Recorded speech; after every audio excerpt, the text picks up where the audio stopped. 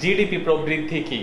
আপনারা যারা চাকরি করেন প্রতি বছরেই আপনার বেতন বৃদ্ধি পায়, সেটা হচ্ছে আপনার বেতনের প্রবৃদ্ধি। ঠিক তেমনি আপনাদের পরিবারের সকলের যে আয় হয় সে আয়টাও কিন্তু বছর বছর বৃদ্ধি পায়, সেটা হচ্ছে আপনার পরিবারের প্রবৃদ্ধি। ঠিক তেমনি একটি শহরের এমনকি একটি দেশের সকল ব্যক্তি এবং প্রতিষ্ঠানের মোট আয় বছর বছর যে বৃদ্ধিটা পায় সেটা হচ্ছে সেই দেশের বা সেই অঞ্চলের জিডিপি প্রবৃদ্ধি। জিডিপি হচ্ছে একটি অঞ্চলের মোট আয়, আর সেটার বৃদ্ধিটাই হচ্ছে প্রবৃদ্ধি। কিন্তু এখানে একটু সমস্যা আছে। একটাবার চিন্তা করুন, 1971 সালে আপনি এক বেলা ভাত খেতেন 1 টাকায়, বর্তমানে আপনি এক বেলা ভাত খাচ্ছেন 100 টাকায়। এখন যদি আপনি চিন্তা করেন 1971 সালের চেয়ে বর্তমানে আমার বেতন 100 গুণ বৃদ্ধি পেয়েছে, তার মানে আমি আগের চেয়ে 100 গুণ ধনী, ব্যাপারটা কিন্তু সঠিক নয়। জি, কারণ সবকিছুর মূল্যই বৃদ্ধি পেয়েছে। তাই আপনার বেতন যদি 100 গুণ বৃদ্ধি পায় আর সবকিছুর মূল্য 100 গুণ বৃদ্ধি পায়, হিসেবে আপনার কোনো প্রবৃদ্ধি হয়নি। অর্থনীতিবিদরাও এই ব্যাপারটা স্বীকার করে। সেই জন্য প্রবৃদ্ধি দুইভাবে হিসাব করা হয়, একটি হচ্ছে নমিনাল আর একটি হচ্ছে রিয়াল। যদি বাংলায় বলি, একটি হচ্ছে বাজার মূল্যের প্রবৃদ্ধি আর একটি হচ্ছে ক্রয় ক্ষমতার প্রবৃদ্ধি।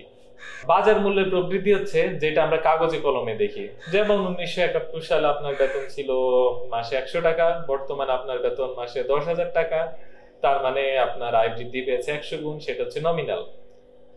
আর রিয়ালটা কি, বা ক্রয় ক্ষমতার প্রবৃদ্ধিটা কি, সেটা হচ্ছে আপনার সত্যিকারের যে ক্রয় ক্ষমতা বৃদ্ধি পেয়েছে সেটা।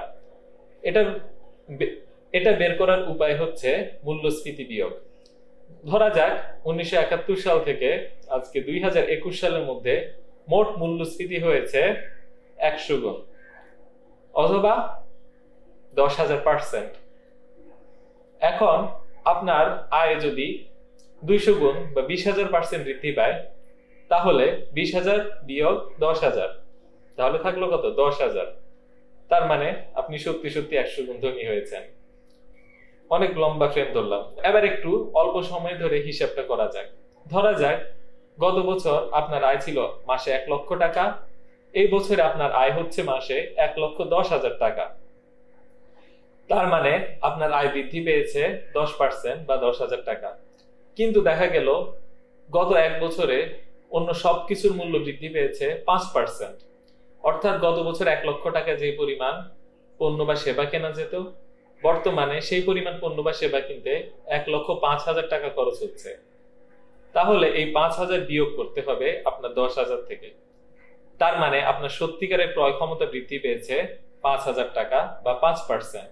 তাহলে আপনার বেতনের নমিনাল প্রবৃদ্ধি হচ্ছে 10% আর রিয়েল প্রবৃদ্ধি হচ্ছে 5%। ঠিক তেমনি বাংলাদেশের 1 বছরে জিডিপি যে পরিমাণ বৃদ্ধি পায় সেটা থেকে মূল্যস্ফীতিটা বাদ দিয়ে যা থাকে সেটা হচ্ছে রিয়েল জিডিপি।